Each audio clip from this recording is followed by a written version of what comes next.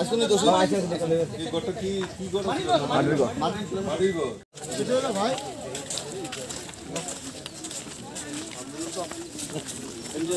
তাদেরকে আবারও সহযোগিতা, আর্থিক সহযোগিতা, মানসিক সহযোগিতা, সমস্ত সহযোগিতার মাধ্যমে আমরা আবারও তাদেরকে আশ্বাস দিচ্ছি যে আমরা তাদের পাশে রয়েছি। আমরা সবসময় তাদেরকে সহযোগিতার হাত বাড়িয়ে দেব।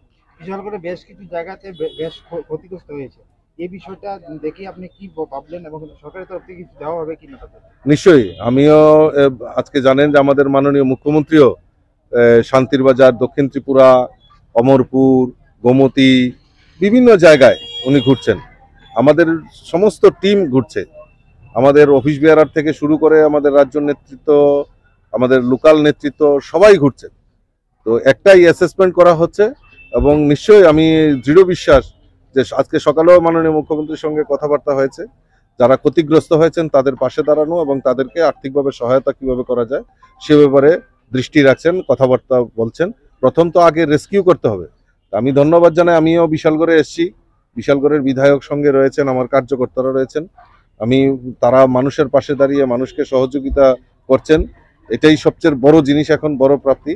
আর সরকারিভাবে সেটার অ্যাসেসমেন্ট করা হবে, যার যত ক্ষতি হয়েছে যাতে কিছু ক্ষতিপূরণ পাওয়া যায় তার ব্যবস্থা আমাদের রাজ্য সরকার ইতিমধ্যেই ঘোষণা করে। আমরা জানতে পারলাম ইতিমধ্যে 40 কোটি টাকা কেন্দ্রীয় গভর্নমেন্ট থেকে যেটা একটা প্যাকেজ, আর্থিক প্যাকেজ দেওয়া হয়েছে। বিভিন্নভাবে মানুষ বিভিন্ন রকমের বিভিন্নভাবে তারা ক্ষতিগ্রস্ত হয়েছেন। প্রাথমিকভাবে আপনারা কোন জিনিসটাকে প্রথম প্রাধান্য দিচ্ছেন? না দেখুন, আজকে তো প্রথম তো মানুষ রেস্কিউ, সেটা বড় জিনিস। তারপর আমার যারা কৃষক তারাও আর্থিকভাবে ক্ষতিগ্রস্ত হয়েছে, বিজনেসম্যান যারা ব্যবসা করেন, সামনেই আমাদের দুর্গা উৎসব, তাদেরও ক্ষতি হয়েছে এবং আমাদের যারা দিন আনে দিন খায় শ্রমিক তারাও ক্ষতিগ্রস্ত হয়েছেন।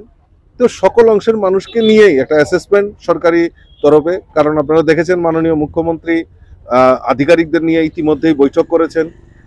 আজকে সকালেও আমার সঙ্গে কৃষিমন্ত্রীর সঙ্গে কথা হয়েছে এবং সেগুলি অ্যাসেসমেন্ট করে মানুষের কাছে পৌঁছে দেওয়া এবং আর্থিকভাবে সহায়তা করা, যাতে মানুষ পুনরায় আবার সেই স্বাচ্ছন্দ্যে ফিরতে পারে, সেই ব্যবস্থা, সেই প্রচেষ্টা আমাদের সরকার ইতিমধ্যে করবে।